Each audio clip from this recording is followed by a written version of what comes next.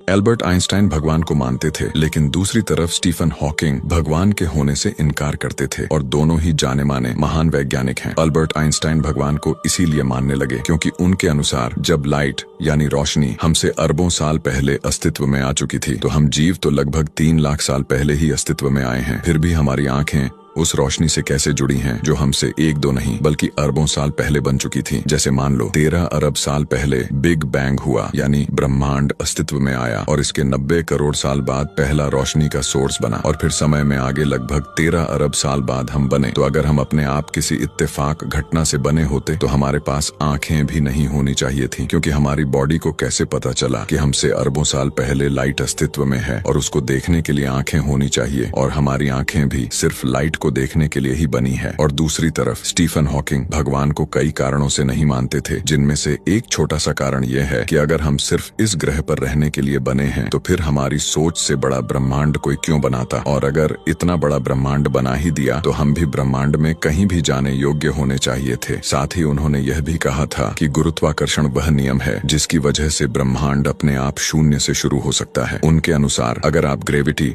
यानी गुरुत्वाकर्षण को अच्छे से समझ जाते हैं तो आप भी जान जाओगे कि यह ब्रह्मांड खुद कैसे बन और चल सकता है। अगर आपको भी प्लैनेट और सौरमंडल में इंटरेस्ट है तो हमें फॉलो करना मत भूलिए।